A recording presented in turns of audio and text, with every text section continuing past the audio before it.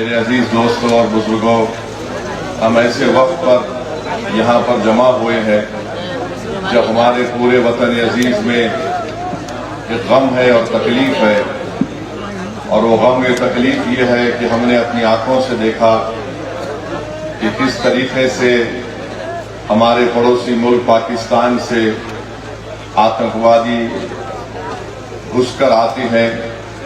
اور پہلگام میں ہمارے وطن عزیز کے بے قصور 26 لوگوں کی جان کو لے لیتے ہیں۔ میرے عزیز دوستوں اور بزرگوں، یہ ایسا واقعہ ہے کہ ہم تمام کو اس واقعے کی مذمت بھی کرنی چاہیے، کنڈے سے اٹھ کر، کیونکہ یہ مسئلہ کوئی سیاسی پارٹی کا نہیں ہے، راجنیتی کا مسئلہ نہیں ہے، یہ مسئلہ ہمارے دیش کے ناگرکوں کا ہے جن کو پاکستان سے آئے ہوئے آتنکوادیوں نے بے دردی کے ساتھ ان کا قتل کیا۔ آپ خود سوچئے تھوڑی دیر کے لیے، اپنے دل و دماغ پر زور ڈال کر کہ آپ کی ایک بیٹی ہے، آپ کی ایک بہن ہے جس کی 6 دن پہلے شادی ہوئی تھی، اور 6 دن کے بعد وہ اور اس کا شوہر شادی کی پہلی خوشی منانے کے لیے، جس کے ہاتھوں سے مہندی بھی نہیں اتری ہوگی، وہ جاتی ہے اور اس کی آنکھوں کے سامنے اس کے پتی کو 6 دن پہلے اس کی شادی ہوئی تھی، اس کے سر پر گولی مار کر اس کی جان لے لی جاتی ہے، کیونکہ وہ ہندو تھا، وہ کلمہ نہیں بول سکا۔ آپ اپنے دل و دماغ پر زور ڈال کر سوچئے کہ ہماری ایک بیٹی ہے جس کی 2 مہینے پہلے شادی ہوئی، اور وہ 2 مہینے کی شادی کے بعد جب پہلگام میں بیسرن میڈوز کو جاتی ہے تو وہاں پر بھی اس کے آنکھوں کے سامنے اس کی پتی کو اس کے سر پر گولی مار دی جاتی ہے، اور وہ بیوہ ہماری بیٹی یہ کہتی ہے کہ جب میرے پتی کو گولی ماری گئی تو میں اس کے چہرے کو بھی نہیں دیکھ سکی برابر۔ تو میرے عزیز دوستوں اور بزرگوں، ہم تمام کو اس دہشت گردی آتنکوادی کی مذمت کرنا ہے، اور یاد رکھیے کہ 19ویں صدی کے آغاز پر 2 ملک مذہب کے نام پر بنائے گئے تھے، اور آج میں ذمہ داری کے ساتھ کہہ رہا ہوں کہ 75-80 سال کے بعد یہ دونوں ملک ناکام سٹیٹ ہیں، فیلڈ سٹیٹ ہیں۔ ایک کا نام پاکستان ہے، دوسرے کا نام اسرائیل ہے۔ یہ دونوں بھی مذہب کی بنیاد پر بنائے گئے تھے۔ ایک یہ کہہ کر بھارت کو توڑا گیا کہ مسلمانوں کا الگ ملک ہوگا، اور ایک ملک کو یہ کہہ کر عربوں کی زمین چھینی گئی کہ یہاں پر ہم یہودیوں کا ملک بنائیں گے۔ انہوں نے یہودیوں کا ملک نہیں بنایا، بلکہ زائنزم کی آئیڈیالوجی کو آگے بڑھانے کے لیے ملک بنایا۔ یہ دونوں ممالک ایک فیلڈ سٹیٹ ہے جہاں پر انہی کے ملک میں لوگوں پر ظلم کیا جاتا ہے۔ تو ہم امید کرتے ہیں کہ ہماری سرکار، اس دیش کے پردھان منتری، یہ جو آتنکوادی حملہ ہوا ہے، بزدلانہ حملہ ہوا ہے، وہ اس پر مؤثر کارروائی کریں گے، مرنے والوں کو وہ انصاف دلائیں گے، اور ہم امید کرتے ہیں کہ ہمیشہ کے لیے پاکستان سے جو آتنکوادی ہمارے دیش میں آ کر معصوم لوگوں کی جانیں لیتے ہیں، چاہے وہ ہماری بیٹیاں ہوں یا پھر وردی پہننے والے ہمارے نوجوان بیٹے ہوں، ان آتنکوادی حملے کو ختم کرنے کے لیے ہم امید کرتے ہیں کہ دیش کے پردھان منتری پاکستان سے آئے ہوئے آتنکوادی اور پاکستان جیسے ایک فیلڈ سٹیٹ کے خلاف وہ ایک مؤثر کارروائی کریں گے، ایسا اقدام کریں گے کہ دوبارہ پاکستان 100 مرتبہ سوچے گا کہ بھارت کی سرزمین میں آ کر کسی کو مارنے کے بارے میں۔ میرے عزیز دوستوں اور بزرگوں، میں آپ کو یہ بتانا چاہتا ہوں کہ پاکستان یہ پوچھ رہا ہے کہ بھارت کے پاس اگر کوئی پروف ہے تو دو۔ ارے بے شرمو، کیا ہم نے تم کو پٹھان کوٹ میں بلا کر نہیں دکھایا تھا کہ پٹھان کوٹ ہمارا ایئر فورس کا بیس میں تمہارے آتنکوادی آ کر وہاں پر कोहराम मचा कर गए। तुम्हारी लोग पाकिस्तान से आकर देखे, उसके बावजूद भी तुमने उन आतंकवादियों के खिलाफ कोई एक्शन नहीं लिया। 26/11 का वाकया हुआ, मैं जानता हूं आंध्र तेलंगाना में निजामाबाद एक इलाका है, वहां की हमारी एक बेटी जिसकी शादी हो के चंद दिन हुए थे, उसने अपने खानदान वालों के साथ वीटी स्टेशन पर थी। पाकिस्तान से आए हुए आतंकवादियों ने वीटी स्टेशन पर गोलियां मारकर लोगों की हत्या की, तो उसमें निजामाबाद की एक नई दुल्हन भी मारी गई थी। पाकिस्तान कभी भी इकरार नहीं करेगा कि उनके मुल्क से आतंकवादी आकर भारत में लोगों का कत्ल कर रहे हैं। पाकिस्तान को अब समझाने का वक्त खत्म हो चुका है। मैं बड़ी जिम्मेदारी के साथ जज्बात में लाए बगैर कह रहा हूं कि ये वक्त जवाब देने का है, ये वक्त सोचने का नहीं है। वरना याद रखिए, हर 6 महीने हर 2 महीने के बाद ये आती हैं, या तो हमारी फौज या हमारी सीआरपीएफ के जवानों को या फिर मासूम कश्मीरियों को निशाना बनाते हैं। तो हम उम्मीद करते हैं कि हमारी हुकूमत इनके खिलाफ एक मौसर इक़दाम करेगी। जितने भी इक़दामात, जितने फैसले भारत सरकार ने लिए हैं, MIM पार्टी उसकी तायीद करती है। जैसे भी हो, पाकिस्तान को अगर कमजोर करने के लिए उनकी मईशत को, उनके इकॉनमी को कमजोर किया जा सकता है तो बराबर किया जाना चाहिए। और जो भी तरीक़ेकार हुकूमत इस्तेमाल करेगी, हम उम्मीद करते हैं कि आतंकवाद खत्म होगा। ये देश का मसला है, ये कोई सियासी मसला नहीं है, और लोगों को भी इस पर राजनीति करने की कोई जरूरत नहीं है। मैं आपको बताना चाह रहा हूं कि हमारी बेटी जिसका नाम हिमांशी है, उसके पति को गोली मारकर 6 दिन के बाद शादी करके गए थे, उसका कत्ल कर दिया गया इन आतंकवादियों ने। ये हमारी बेटी हिमांशी का एक पैगाम देती है, हमारे देश में बसने वाले जो लोग हिंदू मुस्लिम का जहर फैला रहे हैं, वो कहती है कि मैंने अपने पति को खोया,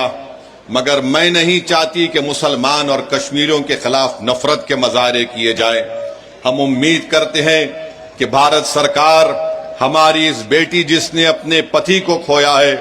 उसके इस अल्फाज को याद रखेगी, और देश कभी उन लोगों को माफ नहीं करेगा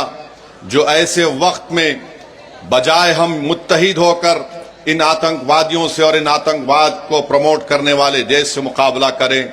जो हमारे मुल्क में इसका फायदा उठाकर नफरत को फैलाना चाहते हैं। याद रखो, इस वक्त पर हमको नफरत नहीं, हमको अमन को और मोहब्बत को पैदा करना है, ताकि हम देश को मजबूत रख सकें। और जो लोग नफरत और जहर फैला रहे हैं, याद रखो, तुम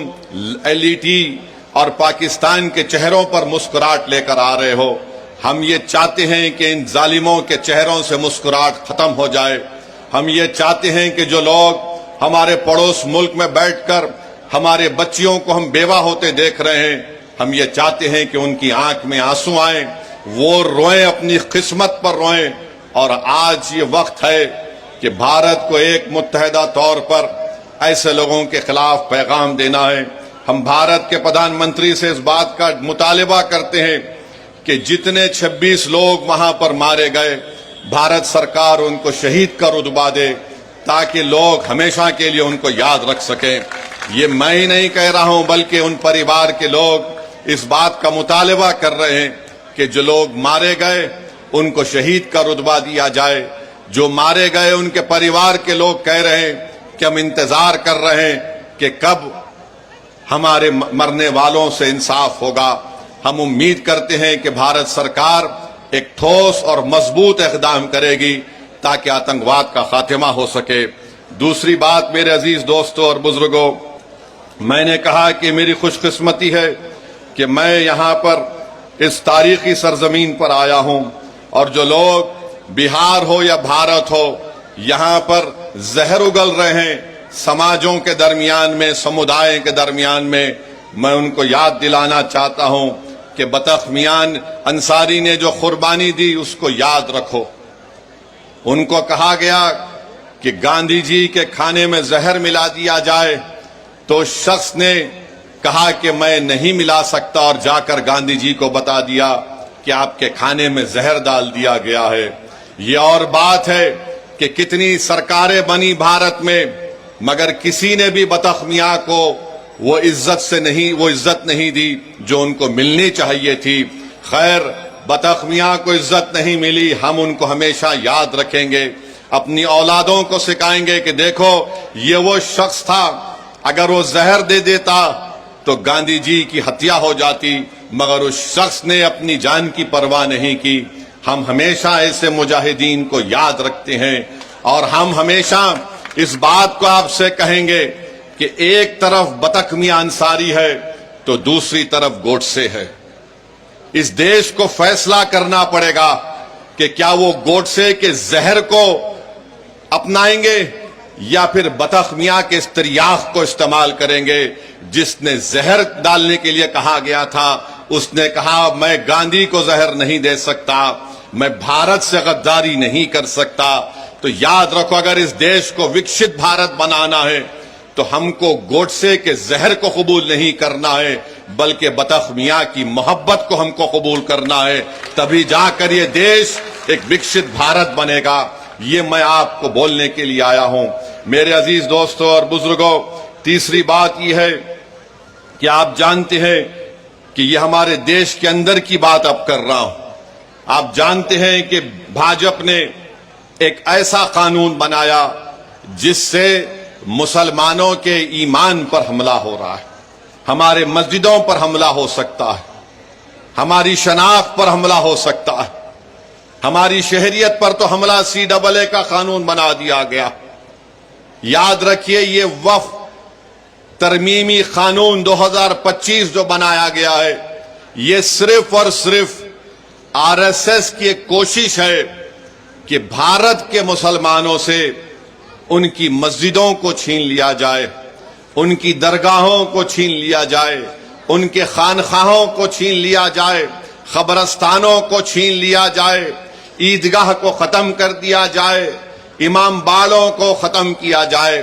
میں آپ سے اپیل کر رہا ہوں کہ آپ اس کالے قانون کے خلاف متحدہ طور پر کھڑے ہو جائیے، اور ایک آواز میں ہم سب کو یہ پیغام دینا ہے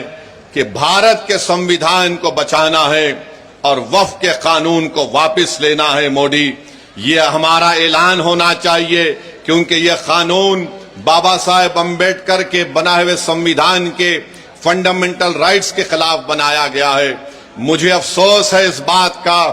کہ نتیش کمار، چراغ پاسوان، کشواہا صاحب، چندرا بابو نائیڈو، جینت چودھری، کمارا سوامی نے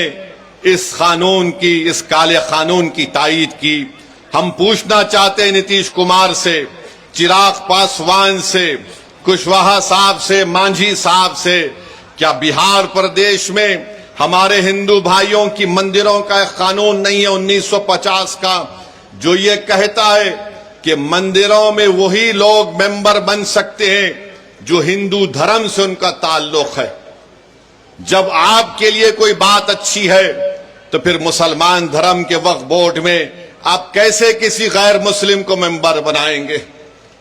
جب آپ قانون بنا دیے کہ کوئی ہندو سے صرف ہندو ہی ممبر بنے گا، تو پھر مسلم وقف بورڈ میں آپ کیسا قانون بنائے کہ غیر مسلم یہاں پر ممبر بنے گا؟ بنانے کی وجہ کیا ہے ہم کو بتاؤ آپ، مگر وجہ نہیں بتاتے ہیں۔ ارے اگر بودھ گایا میں صرف ہندو اور بودھ اس کے ممبر بن سکتے ہیں، تو پھر بہار کے وقف بورڈ میں کیسے کوئی غیر مسلم ممبر بن سکتا ہے؟ بتاؤ ہم کو، سمجھاؤ ہم کو۔ تم سمجھا نہیں سکتے، تمہارے پاس کوئی دلیل نہیں ہے۔